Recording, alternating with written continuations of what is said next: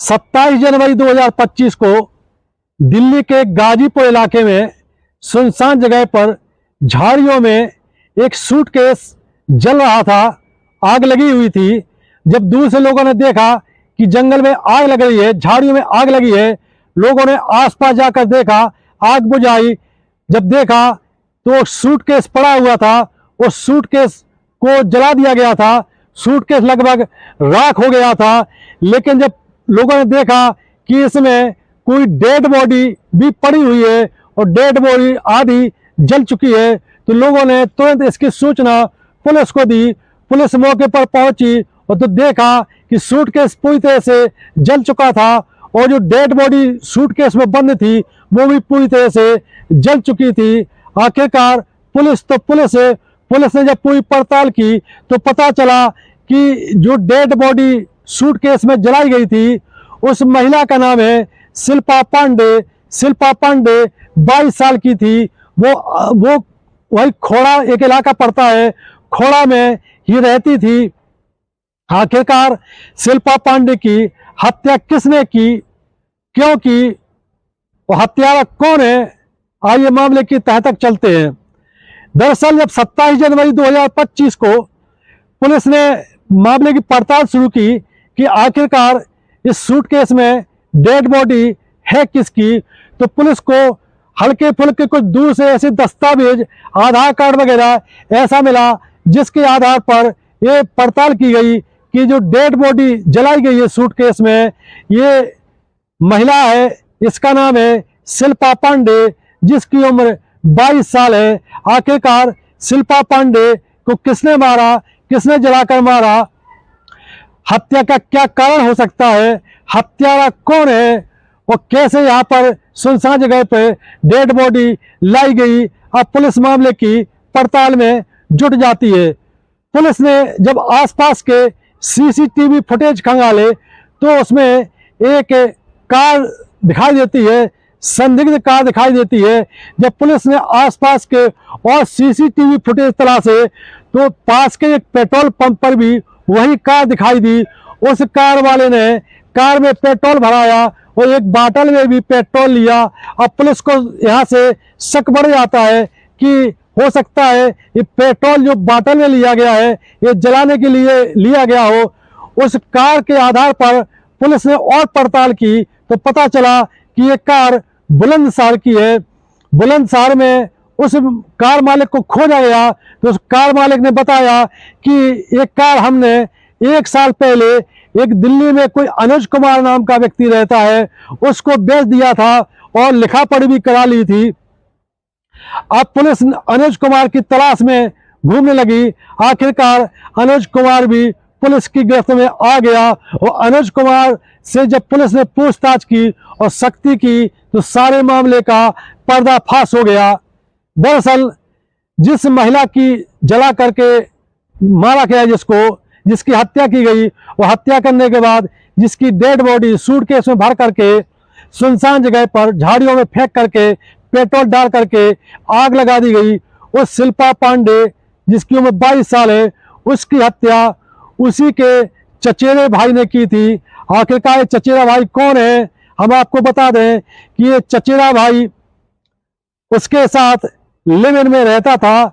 शिल्पा पांडे जिसकी उम्र 22 साल है, ये नोएडा और गाजियाबाद के बीच एक इलाका पड़ता है जो कि बहुत बड़ा इलीगल कॉलोनी है, खोड़ा कॉलोनी कहलाती है।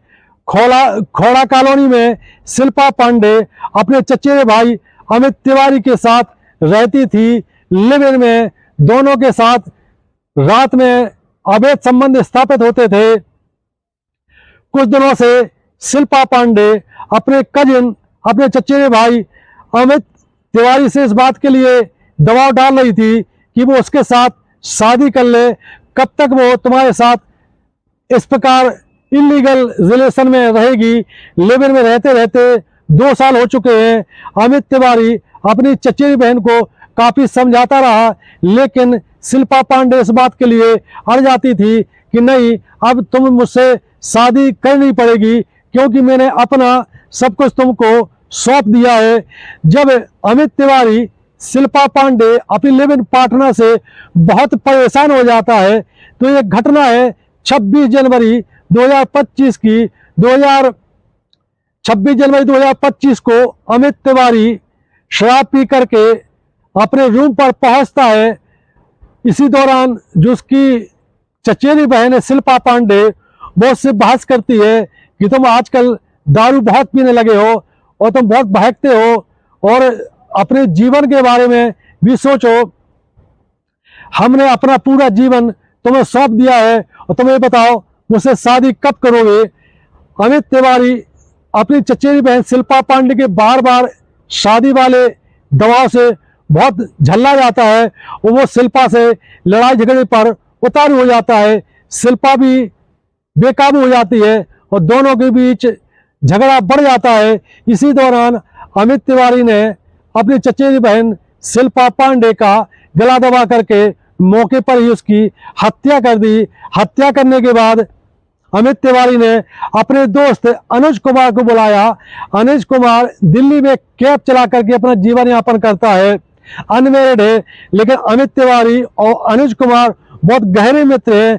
अमित तिवारी ने अनुज कुमार को सारी घटना बताई और बताया कि शिल्पा की डेड बॉडी कमरे पे पड़ी हुई है, उसकी डेड बॉडी को ठिकाने लगाना है।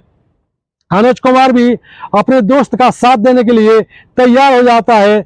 इसके बाद वो कैब लेकर के अमित तिवारी के कमरे के पास पहुंचता है। एक बड़ा सूटकेस लेकर के अमित तिवारी और अनुज कुमार शिल्पा पांडे की डेड बॉडी के टुकड़े करके सूटकेस में भरते हैं। इसके बाद सूटकेस को कार की पिछली डिग्गी में रख करके इसको कहीं किसी दूर नदी में फेंकने की प्लानिंग करते हैं। लेकिन जब इनको लगता है कि गाजियाबाद के और आगे चेकिंग बहुत तगड़ी चल रही है और बहुत चेकिंग हो रही है वाहनों की, तो पोल खुल जाएगी। जब इनको ऐसा लगता है तो ये गाजीपुर जाते हैं और गाजीपुर में एक सुनसान जगह पर सूटकेस को उतारते हैं। इसके पहले पेट्रोल पंप पर जाते हैं, कार में पेट्रोल भराते हैं और उससे एक बाटल पेट्रोल भी ले लेते हैं। इनकी प्लानिंग ये थी कि कहीं सुनसान जगह पे सूटकेस को आग लगा देंगे। आखिरकार इन्होंने ऐसा ही किया और गाजीपुर में झाड़ियों में ले जा करके सूटकेस फेंका। रात्रि के लगभग 2 से 2:30 बजे के बीच की घटना है। उस समय इन्होंने सूटकेस वहां फेंका और पेट्रोल डाल करके आग लगा दी। 3 साढ़े 3 बजे ये आग धधकती रही मौके पर। जब लोग वहां से गुजरे तो उन्होंने इस घटना की सूचना पुलिस को दी। आखिरकार पुलिस ने शिल्पा पांडे की हत्या के आरोप में अमित तिवारी और उसके दोस्त अनुज तिवारी को गिरफ्तार करके दोनों को कोर्ट में पेश किया। कोर्ट में पेश करने के बाद इनको जेल भेज दिया। ये कहानी आपको कैसी लगी? यदि वीडियो पसंद आता है तो हमारा चैनल सब्सक्राइब करें। जय हिंद, जय भारत।